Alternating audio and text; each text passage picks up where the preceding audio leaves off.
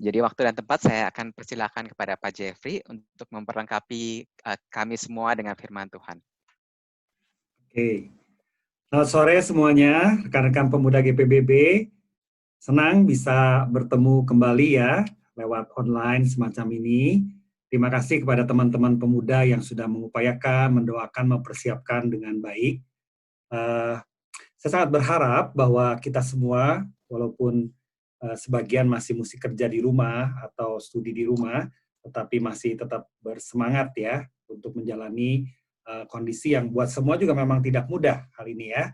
Banyak yang mesti adjustment, seperti tadi juga kita lihat di dalam apa namanya tadi yang di Slido, kita ketik ya, apa yang berubah selama COVID, kita baru menyadari bahwa ada sejumlah hal jadi berubah, begitu ya. Termasuk rupanya yang paling banyak itu tadi kan jadi pada masak begitu ya. Kita belajar masak karena bosan juga kalau tapau terus begitu ya. Makanya itu terus. Jadi kita juga coba-coba masak sendiri masakan yang kita suka. Puji Tuhan ya, kita akan membahas satu topik firman Tuhan yang memang menjadi pergumulan ya buat semua orang Kristen tentang mengenal kehendak Allah. Mari kita berdoa, kita akan menyiapkan diri kita untuk belajar firman Tuhan. Bapa di surga, ini kami, anak-anak-Mu, mengarahkan hati, pikiran kepada Tuhan. Mau belajar prinsip firman Tuhan, mau mencoba mengerti bagaimana kami sebagai anak-anak Tuhan bisa mengenali kehendak Tuhan dalam hidup kami. Tolong kami supaya bisa menangkap, bisa belajar, dan terutama kami juga bisa mengecek, mengevaluasi, dan memikirkan dengan apa yang kami dengar, dengan apa yang kami pelajari, apa yang mesti kami lakukan lebih lanjut. Memberkati dan tolong, dan mohon Roh Kudus yang bekerja di tengah kami, baik menolong hamba-Mu yang menyampaikan, maupun kami semua yang mendengarkan. Terima kasih, kami berdoa menyerahkan di dalam nama Tuhan Yesus Kristus. Amin. Mari kita lihat slide ya. Tema kita adalah mengenali kehendak Tuhan atau mencari kehendak Tuhan. Biasanya ini adalah satu yang menjadi pergumulan di area kehendak Tuhan itu kan kita tahu Tuhan yang berdaulat begitu ya. Jadi kita mesti mengikuti dan tunduk dan taat kepada kedaulatannya. Tetapi di sisi lain juga kita sebagai manusia punya freedom, punya kebebasan. Jadi ini bagaimana nih? Kita ikut kehendak Tuhan di dalam kedaulatannya atau kita ikut kehendak Tuhan di dalam kebebasan kita? Bagaimana ini masalah ini? Begitu ya. Itu pergumulannya sehingga itu sebabnya saya mulai dengan bagian yang pertama ini gitu ya. Bahwa kedaulatan Tuhan di slide yang berikut itu adalah satu ekstrim dibandingkan dengan kebebasan manusia di ekstrim yang lain. Jadi dua ekstrim ini adalah yang menjadi pergumulan kita. Di satu sisi ekstrim kedaulatan Tuhan. Jadi menekankan kedaulatan Tuhan. Misalnya saja ada orang-orang yang memahami baik yang religius maupun non-religius begitu ya. Itu melihat bahwa segala sesuatu sudah ditetapkan. Segala sesuatu sudah diaturkan oleh Tuhan. Segala sesuatu sudah manusia itu tinggal menjalankan saja begitu ya. Bahkan hal kecil seperti hari ini saya pakai baju apa, saya makan apa, nanti jam berapa saya mau ngapain, itu sudah diaturkan. Jadi manusia itu tinggal jalanin aja, gitu ya. Di sisi lain, itu namanya determinisme atau fatalisme. Ada orang-orang yang suka ngomong begini nih ya, waktu mengalami sesuatu misalnya. Misalnya ada kejadian yang tidak baik menimpa. Misalnya saja kecelakaan di jalan gitu ya. Ketika kecelakaan naik motor di jalan itu, kemudian kakinya mungkin ada luka, pipinya mungkin agak berdarah karena terbentur begitu ya. Kemudian ketika ditanya sama orang lain, aduh kamu kesian ya. Maka orang yang punya sikap fatalisme, punya sikap menekankan di paling ekstrim kedaulatan Tuhan, dia akan mengatakan begini, ya saya mah belajar terima aja lah, sudah nasib saya begini. Saudari pernah mendengar ada rekan-rekan kita yang ngomong semacam ini, sudah nasib saya seperti ini. sudah takdir saya seperti ini. Nah, itu cenderung ke ekstrim yang satu yang menekankan kedaulatan Allah, bahwa segala sesuatu Tuhan yang atur, segala sesuatu Tuhan yang tetapkan. Jadi kayaknya kita tidak punya kebebasan yang bagaimana gitu ya, yang leluasa.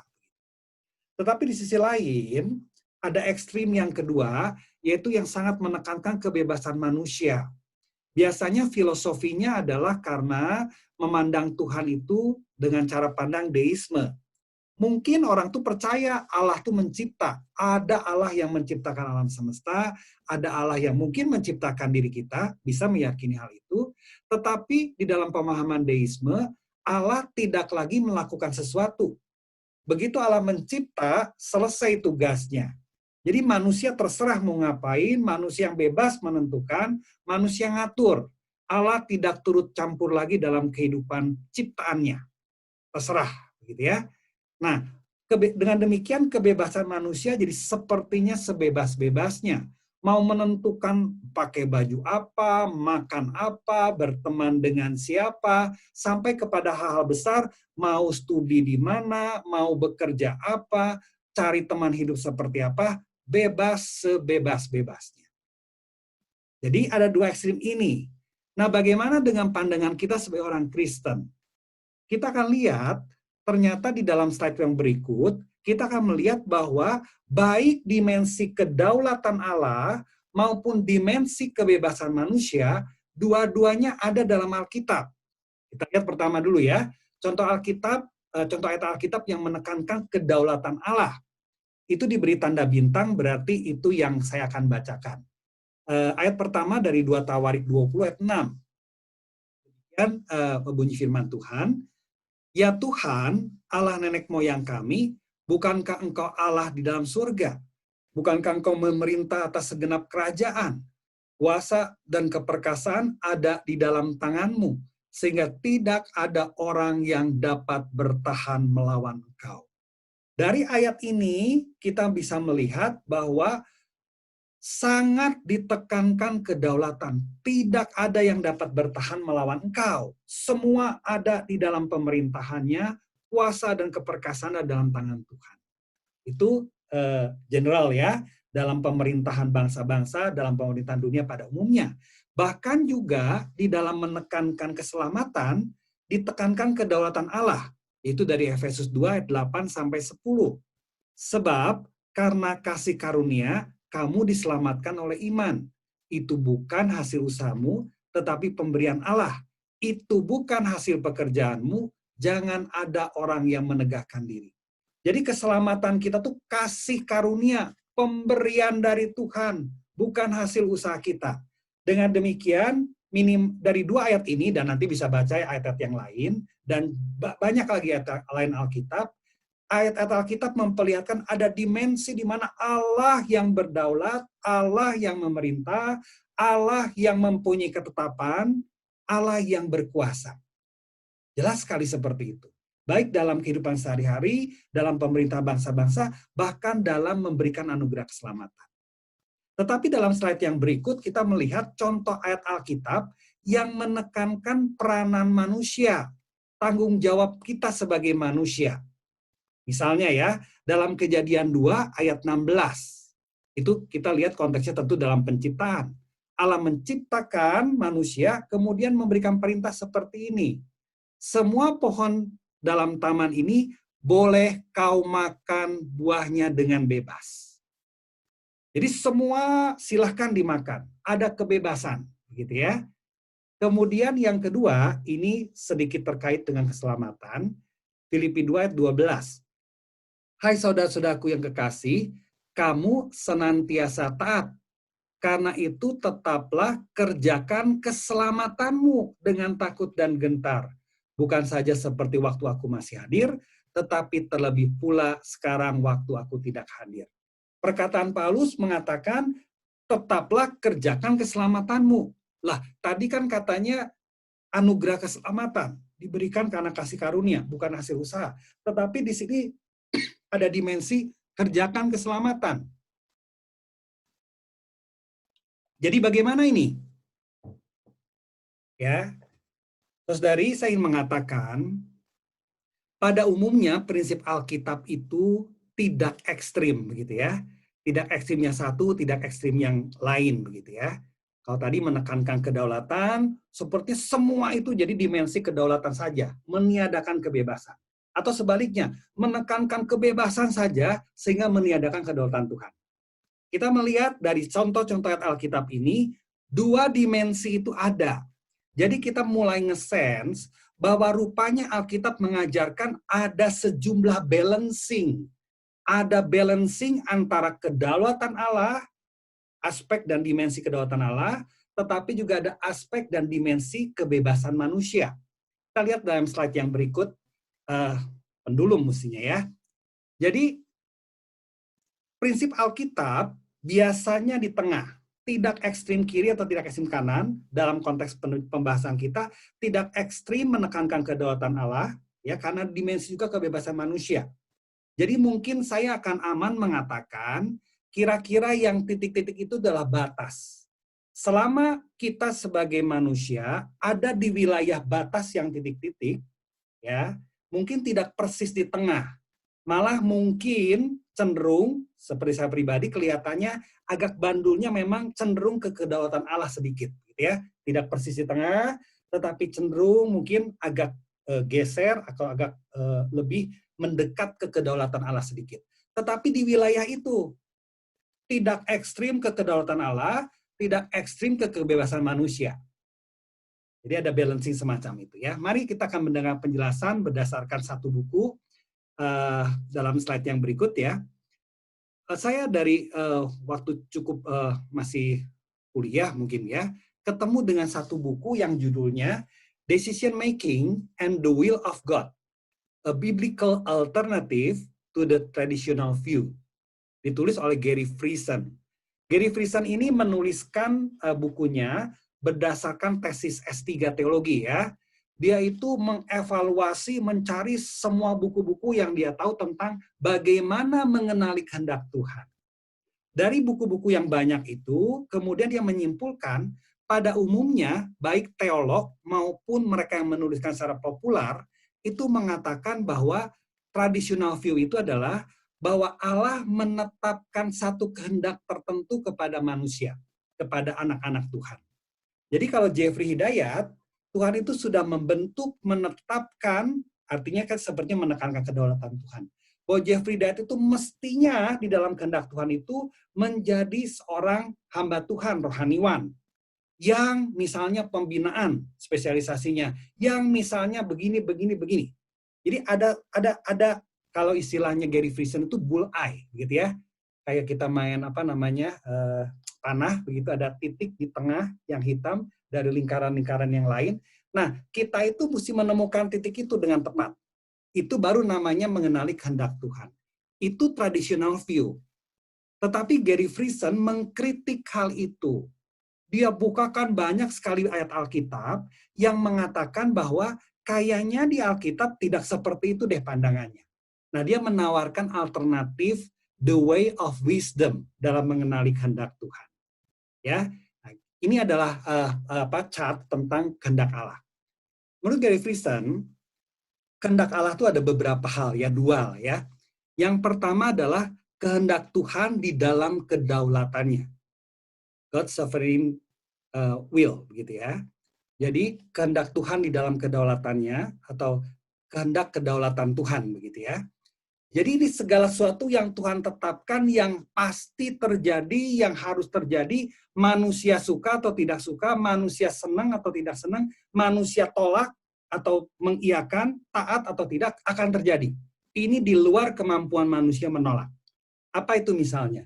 Misalnya penciptaan. Manusia nggak bisa tolak. Ya udah diciptakannya seperti itu. Misalnya apalagi? Saya dilahirkan dari keluarga Anton Hidayat yang menikah dengan Lili Hidayat, Tegiok Biau, Lili Hidayat, gitu ya. Itu kedaulatan yang kita nggak bisa tolak. Itu sudah dari sononya, gitu ya. Itu Tuhan yang atur. Kita nggak bisa tolak. Yang kedua mungkin dimensi keselamatan. Kita mau tolak, kita mau apa, Tuhan Yesus akan turun. Tuhan Yesus akan naik ke kayu salib. Tuhan Yesus akan mati. Maka waktu diskusi Yudas itu perlu atau tidak? Berdasarkan pemahaman ini, mau Yudas itu mengkhianati atau tidak, Tuhan Yesus akan mati menebus dosa manusia.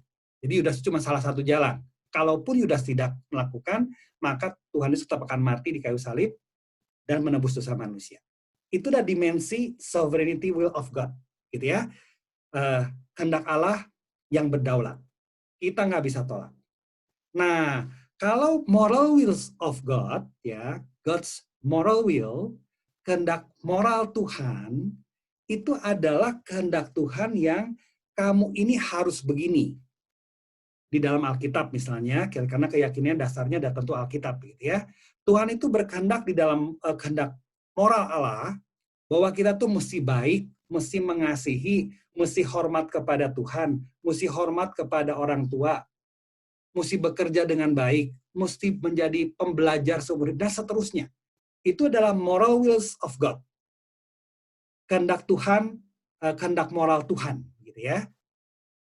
Nah, dalam hal ini kita bisa tidak taat, bukan? Kadang-kadang kita tidak taat kepada orang tua. Perintah Tuhan jelas, jangan menghindarkan dari pertemuan ibadah, Ibrani 10 ayat 24. Tapi kita bisa kadang-kadang tidak beribadah. Nah, itu namanya God's moral will. Nah, the way of wisdom yang dicoba dipropose oleh Gary Friesen ini, selama itu ada di wilayah God's sovereignty will of God, dan selama itu ada di wilayah God's moral will, itu adalah area of freedom. Jadi di situ kita bebas. Nah, ini berarti memperluas kemungkinan dari cuman bullseye, yang satu titik itu. Karena sulit sekali mencari satu titik itu. Dan mungkin, kalau menurut Gary Friesen, dan saya juga meyakini, tidak seperti itu. Ada sejumlah wilayah yang dimana kita bebas menentukan. Ini contoh aja ya, argumen yang saya dapatkan dari Pendeta Yakub Susabda ya, yang memperlihatkan, yang mendukung pemahaman Gary Friesen semacam ini. Misalnya tentang pasangan hidup.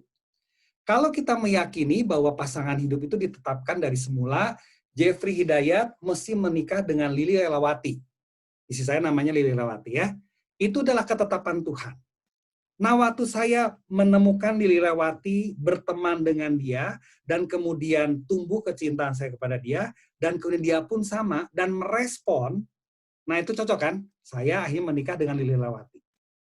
Tetapi seandainya ada pasangan A dengan B, ini mau ngomong yang traditional view ya, A dengan B, Tuhan tetapkan. Si A ini yakin si B itu adalah pasangan hidupnya, mau menikah dengan dia. Tetapi si B itu tidak mengenali, dia tidak merasa si A itu pasangan hidupnya. Jadi si A-nya berhasil mengenali kehendak Tuhan, mulai, tetapi si B tidak berhasil. Malahan si B ini menikah dengan C. Lah berarti kan tidak fair orang yang sudah mengenali kehendak Tuhan di dalam pasangan hidupnya, si A, tetapi dikecewakan oleh si B yang tidak berhasil mengenali kehendak Tuhan. Dia nikah dengan C. Nah, dari contoh semacam ini, berarti Tuhan menetapkan segala sesuatu sampai sedetilnya itu, rupanya boleh kita pertanyakan. Dan lebih bisa dipertanggungjawabkan kalau itu merupakan area of freedom. Ya. Nanti kita akan lihat dalam contoh yang terakhir ya, poin-poin bagaimana kita mengenali kehendak Tuhan. Tetapi konsepnya seperti itu. Ya. Lanjutkan dalam slide yang berikut.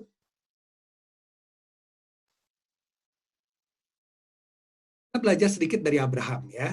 Mungkin saya pikir ini bahannya agak bisa cepat tentang Abrahamnya ya, supaya kita bisa masuk ke dalam tanya jawab, mungkin lebih bisa lebih relate dan relevan dengan rekan-rekan pemuda. Abraham itu diterapkan oleh Tuhan, dia harus akan menjadi bangsa yang besar, tetapi disuruh pergi dari tanah leluhurnya Ur Kasdim ke tanah perjanjian. Sudah dikasih lihat ini tanahnya, dan kau akan disebutkan meninggali tanah ini dan kau akan menjadi berkat buat orang-orang banyak. Ya, slide kedua. Tetapi Abraham waktu di slide yang berikut silakan. Tetapi ketika Abraham dipanggil, usianya sudah 75. Ketika berangkat dari Haran itu ya. Dan ketika disebutkan akan memberikan kepada keturunanmu, berarti di usia 75 tahun yang sudah sepuh harus punya anak. Ya. Abraham mungkin berpikir, oke, bisa saja mungkin tidak melalui persis keturunan saya sebagai Abram, tetapi mungkin Lot, karena Lot ikut dari Haran, pergi ke tanah perjanjian ikut. Tetapi kita tahu di pasal 13, Abram dan Lot mesti terpisah. Jadi option untuk menjadikan Lot sebagai pengganti dan dari keturunan Abram untuk menjadi banyak bangsa dan menjadi berkat bagi banyak bangsa tidak bisa lewat Lot. Kalau gitu bagaimana seterusnya? Di sinilah kita melihat Tuhan menetapkan kehendak Tuhan, pergi ke tanah perjanjian, itu tanah akan diberikan kepada keturunanmu dan akan jadi berkat buat bangsa-bangsa. Coba kita lihat dalam slide yang berikut, Abraham di dalam tanggung jawabnya mengupayakan sesuatu. Inilah peran manusia. Lot tidak bisa menjadi pengganti meneruskan menjadi ahli waris. Kemudian di dalam pikiran Abram, kalau begitu karena saya tidak bisa punya anak, Sarah sudah ditutup kandungannya, maka saya akan menetapkan Eliezer, hambanya yang setia untuk jadi ahli waris. Waktu dia mikir semacam itu, Tuhan berfirman, orang ini tidak akan menjadi ahli warismu, melainkan anak kandungmu, dialah yang akan menjadi ahli warismu. Apa respon Abraham? Dalam ayat ke-6, lalu percayalah Abram kepada Tuhan, maka Tuhan memperhitungkan hal itu sebagai kebenaran. Jadi mulai saat itu Abraham, Sarah ngerti persis bahwa mesti lewat keturunan langsung, anak kandung. Oke, ya. Jadi ini ada perkembangan bagaimana memahami kehendak Tuhan. Dan Abraham mengupayakan yang dia tahu, yang dia mengerti. Dia coba upayakan. Kita lihat dalam slide yang berikut. Apa yang terjadi? Ini kemungkinan yang laki-laki bisa senang-senang nih, begitu ya. Ini atas usul Sarah, maka Abram disebutkan, mungkin Sarah berpikir ya, aku sudah ditutup kandungan, maka nggak bisa punya anak. Tapi Tuhan bilang, mesti anak kandung Abram. Kalau begitu, Sarah kemudian mengusulkan, ambillah Hagar supaya engkau mempunyai keturunan daripadanya. Dan itulah yang dilakukan oleh Abram. Terus dari rekan-rekan pemuda GPBB, ini cerita di Alkitab ini belum ada hukum Musa. Hukum Musa lebih menetapkan satu pria dengan satu wanita, melarang poligami. Waktu zaman Abraham belum ada ketetapan hukum Musa ini. Oke, jadi kita mesti mencoba mengerti dalam konteks saat itu, usulnya Sarah. Itu adalah hal yang umum dikerjakan oleh budaya saat itu. Jadi bukan sesuatu yang tidak patut secara budaya minimal. Ya, walaupun kita punya keyakinan mesti satu dengan satu lah. Mereka pasti saling nge-sense. Tapi budaya saat itu memungkinkan hal itu. Ya, jadi itu tidak bisa jadi tarik di zaman sekarang. Oh, Abraham saja boleh, Sarah aja nyuruh, begitu ya. Tidak bisa seperti itu. Dan kemudian Hagar melahirkan Ismail, anak langsung dari Abram, ketika Abram berumur 86. Tetapi kemudian kita lihat dalam slide yang berikut, kita tahu bahwa bukan itu. Tuhan berfirman lagi ya, ketika Abram memikirkan apakah Ismail yang jadi ahli waris. Allah berfirman lagi, tidak, melainkan istrimu Sarah lah yang akan melahirkan anak laki-laki bagimu. Nah, kemudian di umur 99, Abram diganti namanya menjadi Abraham, kemudian di tahun berikutnya, pada usia 100 tahun, lahirlah Ishak melalui Sarai. Benar-benar anaknya. Jadi dengan kisah Abraham ini, dari mulai dia tidak punya anak di usia 75, dia memikirkan apa Lot ya, apakah Eliezer ya, apakah itu menunjukkan selangkah demi selangkah yang mampu, yang bisa, yang dipikirkan, dia coba lakukan. Itu adalah tanggung jawab dari Abraham dalam melaksanakan kehendak Tuhan. Dan Tuhan kemudian pimpin satu langkah demi satu langkah. Gitu ya. Oke, kita lihat dalam slide yang berikut. Nah, ini sekarang kita belajar tadi ya, the way of wisdom. Ya, ini dari Gary Friesen juga ya. Dia list down 7 poin ya. Bagaimana kita punya poin-poin, kita bisa tanda-tanda hikmat untuk menemukan kehendak Tuhan. Yang pertama ini yang sangat basic. Mengenali kehendak Tuhan adalah melalui Alkitab dan prinsip-prinsipnya. Jadi selama yang kita sedang gumulkan bertentangan dengan firman Tuhan, dengan Alkitab atau prinsip-prinsipnya, ya berarti pasti bukan kehendak Tuhan. Ini ngomong God's moral will of God, ya, moral wills of God. Jadi karena itu Alkitab menjadi standar utama. Belajar prinsip Alkitab baik-baik, di situ kita bisa mengenali moral will of God. Oke, nah kemudian kalau kita sudah belajar Alkitab, kalau yang sedang kita gumulkan misalnya, ya, apakah pasangan hidup saya A atau B? Apakah ketika saya melamar pekerjaan, ada pilihan A, B, atau C? Kalau dua-duanya atau tiga-tiganya tidak bertentangan sama sekali dengan firman Tuhan, berarti kita butuh tanda yang lain. Nah, tanda-tanda yang lain itu yang 6 ini mungkin bisa menolong. Sedikitnya 5 dulu yang utama. Nanti yang ke-6 belakangan karena petunjuk khusus itu. Ya. Coba kita lihat tanda-tanda yang lain, alat yang lain untuk mencek. Gitu ya. Pertama, lihatlah kejadian-kejadian. Gitu ya. Maksudnya, kejadian itu kadang-kadang itu menolong kita. Misalnya kita mendoakan, Tuhan saya sedang melamar pekerjaan A, B, C. Ketika kita melamar pekerjaan A, B, dan C, ketika C dapat respon dari perusahaan C, maaf, lowongan sudah terisi. Nah, kejadian semacam itu membuat kita berpikir dan tahu bahwa pilihannya sekarang tinggal A atau B. Itu yang dimaksud dengan kejadian. Ya, kalau masalah hubungan pria dengan wanita, misalnya setelah berteman sekian lama, kemudian kayaknya ada respon nih dari beliau, kemudian kita memberanikan diri, yuk kita mau nggak berdoa, apakah memang Tuhan menghendaki kita meningkatkan lebih lanjut hubungan kita, mari kita berpacaran. Nah, si B-nya itu menolak. Nah, itu kan kejadian-kejadian, ya itu maksudnya. Kemudian yang kedua akal budi, kita dengan nalar begitu ya, kita mempertimbang-timbangkan, gitu ya, dan itu boleh dilakukan, ya.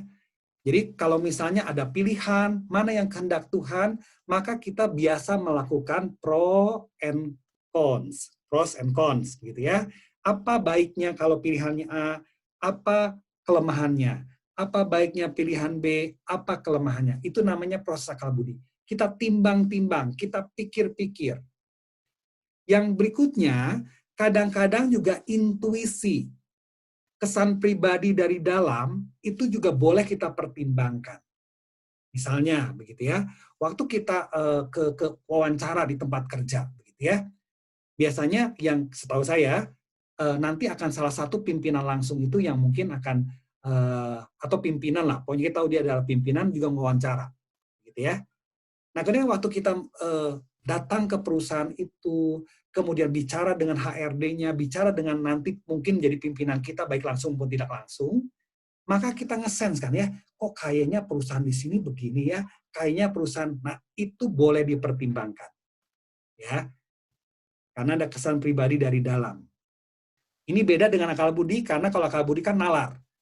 Ya, plus minus, misalnya gajinya ini 4.000, yang ini 3.500, itu kan ada kuantifikasinya.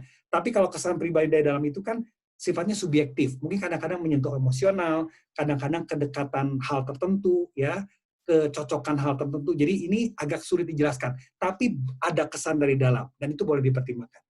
Yang ketiga, yang keempat, itu adalah keinginan pribadi yang kita lebih cocok, lebih sesuai, lebih seperti dream kita, ya, mungkin dari segi salary lebih banyak, itu boleh dipertimbangkan selama bukan menjadi yang utama atau melanggar prinsip firman Tuhan, ya. Kalau gajinya tinggi tapi dengan ada cheating ya jelas nggak bisa, gitu ya, walaupun itu pilihan dan dimungkinkan oleh perusahaan itu misalnya. Dan kemudian yang berikutnya adalah yang kelima, adalah masukan dari orang yang dewasa, yang kita anggap dia bijak, dia bisa memberi masukan, konsultasilah dengan mereka. Tanya-tanya.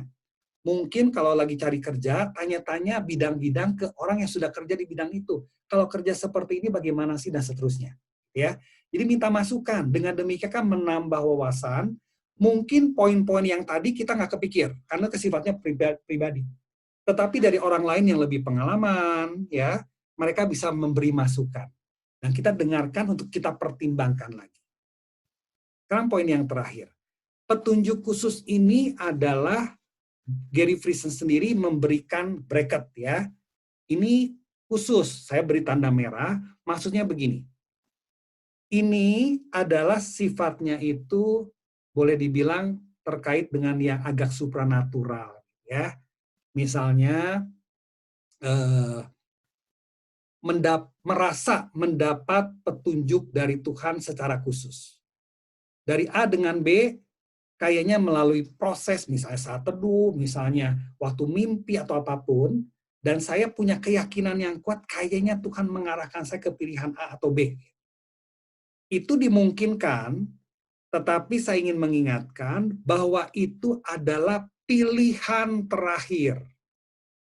Kadang-kadang tidak usah dilibatkan selama 6 yang lain, yaitu Alkitab sangat clear, kemudian 5 yang lain semua clear, maka mestinya kita tidak perlu lagi, gitu ya. Kenapa kita mesti hati-hati dengan petunjuk khusus?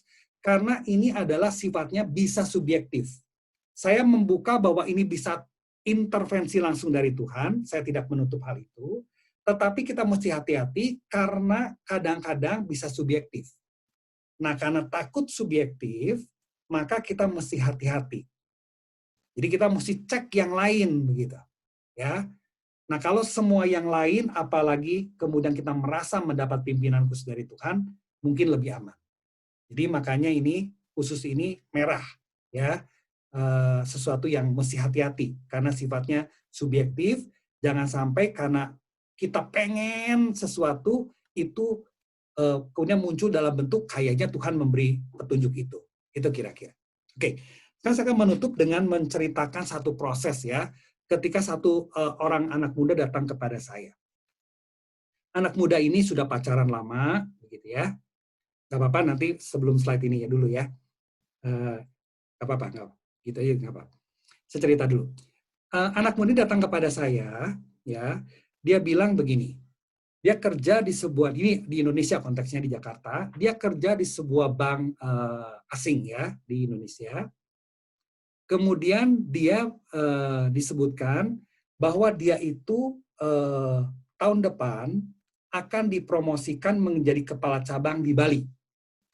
Dia sudah cukup lumayan di kantor pusatnya.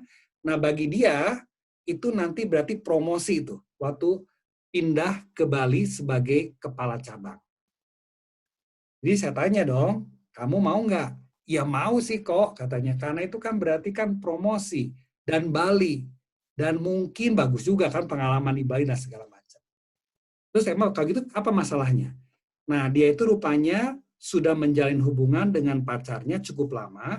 Nah, pacarnya waktu dia ditawarkan untuk pindah ke Bali di tahun depan, masih ada waktu kalau 6 bulanan begitu ya, untuk pindah itu, pacarnya sedang menyelesaikan studi bahasa Tionghoa, bahasa Mandarin di Beijing, kalau tidak salah ya. Nah, dia yang keberatan katanya. Emang kenapa keberatannya? Karena kami sedang mempersiapkan pernikahan di tahun depan itu. Jadi kesulitannya adalah nanti akan pindah, tapi di tahun yang sama mereka akan nikah. Pertanyaan dari si pacarnya yang perempuan ini, siapa yang akan nyiapin pernikahan kalau begitu? Kalau kamu nanti keburu pindah ke Bali, kan susah nanti jadinya. Karena dia di Beijing, yang cowok nanti ke Bali, yang nikah di Jakarta. Itu pergumulannya. Nah, kemudian saya tanya ke orang ini, gimana menurut orang tua? Kalau orang tua masing-masing pihak mengatakan kalian bicarakan baik-baik. Jadi orang tua kan itu tandanya berarti saya sedang mengikut masukan dari orang dewasa, yaitu keluarga ya, orang tua apalagi. Menurut orang tuanya ya terserah kalian katanya. Ya, jadi kalian gumulkan baik-baik. Oke. Dan saya ketika menggumulkan hal ini, saya tanya, kamu mau, tetapi kesulitannya adalah mengurus pernikahan kan ya. Saya usul gini sama si pemuda ini ya. Bisa nggak kamu ngomong sama pimpinan yang akan memindahkan kamu, kamu mengatakan bersedia karena itu adalah dirasakan hal baik pindah ke Bali, tetapi kamu minta izin sebulan sekali atau 2 bulan sekali, terserah gitu ya, gimana. Kamu mengatakan akan pulang ke Jakarta dalam rangka mempersiapkan pernikahan. Dengan demikian kamu bisa pindah, tetapi kamu punya izin dari awal bahwa bisa mempersiapkan pernikahan monthly atau bi-monthly basis. Nah, kalau itu oke buat pacarmu, kalau itu oke buat pimpinan perusahaan yang mau memindahkan, berarti kan memungkinkan tuh tetap pindah, tetap menikah, semua mungkin oke. Ketika ditimbang-timbang oleh dia, iya ya, bisa juga begitu. Jadi dia komunikasilah sama pacarnya, dia komunikasilah sama pimpinannya, dan kemudian kayaknya deal. Begitu. Jadi kan sudah begitu ya. Tapi berapa waktu kemudian, orang ini kontak lagi. Kok, kasih kabar nih, emang kenapa? Nggak jadi kok, perusahaan nggak jadi katanya membuka cabang dulu. Jadi saya nggak jadi pindah. Nah, saudari, waktu kita timbang-timbang hal semacam itu juga, kadang-kadang kejadian-kejadian itu juga menutup jalan. Jadi memperjelas juga bahwa itu bukan jalan yang harus ditempuh. Gitu ya.